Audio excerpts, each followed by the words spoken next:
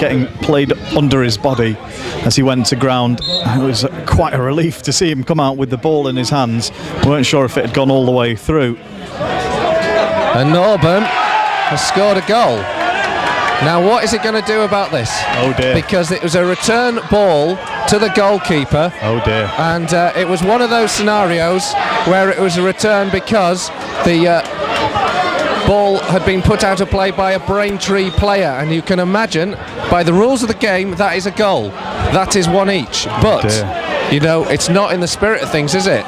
So now the referee has gone across. It's a difficult situation for the referee and the linesman here to decide what to do. He's gone over to speak to the referee. I don't know quite what he's going to come up with here as a possibility. I don't know on what grounds he could disallow the goal, but I don't think he can disallow the goal, can he? But I don't think Norburn's shot either.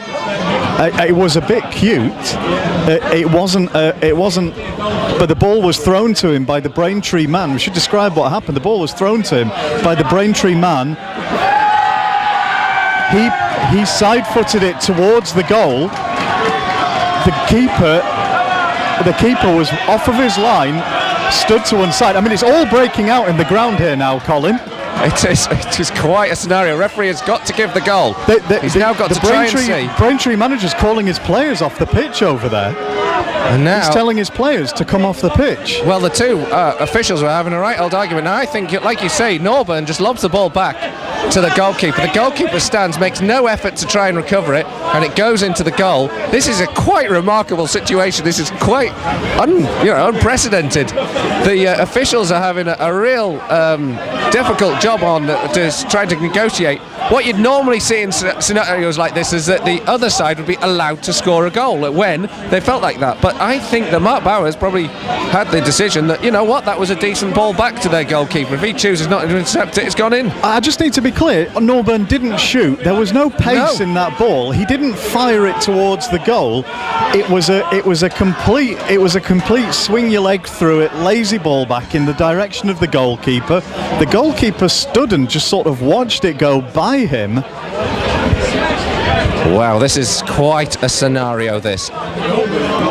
So Oliver Norburn has been given the goal. 1-1 it is. 1-1, but in the most controversial circumstances, because Oliver Norburn received the ball from the throw-in to return the ball to the goalkeeper after Geisley had a throw after Braintree had put it out for an injury to Michael Cheek.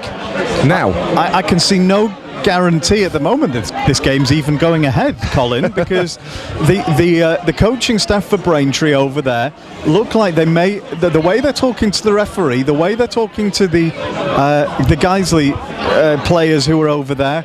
Most of the Geisley players are away from it, thankfully. There are stewards now crossing the fence to come on inside the perimeter to try and calm down and tie up some of these conversations that are happening.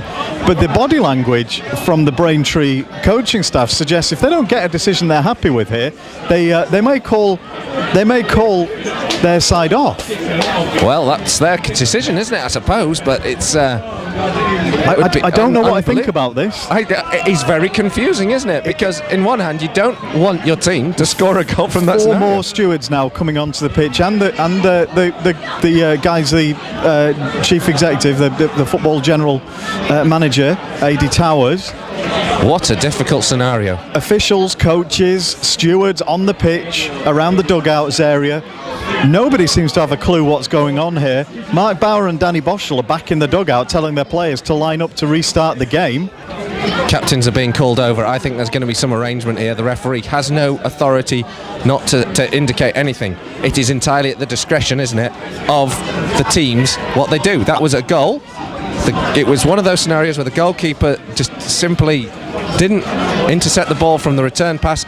The referee is very limited in what he can do. But I know what they're going to be saying. They're going to be saying that ball shouldn't have been played towards the goal. It should have been played sort of wide of the goal so that a situation like that couldn't happen. But equally, if Norburn had put his laces through the ball and shot for goal from 50 yards away there, I would be in absolutely no doubt that goal was wrong and we should be giving them a goal back. Absolutely. As it is, it's in a very grey area for me. I don't think he tried to shoot. I think I think possibly that's good luck for Guiseley that they were switched off.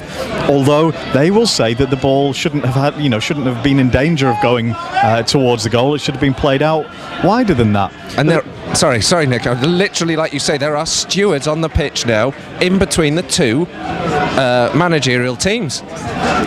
That's how frustrated they are down there. And I still don't know what's going to happen. The fourth official is trying to separate things. As kick-off is taken, the game's restarted. It doesn't look as though Braintree are being given a goal here. And away we go. Well, it's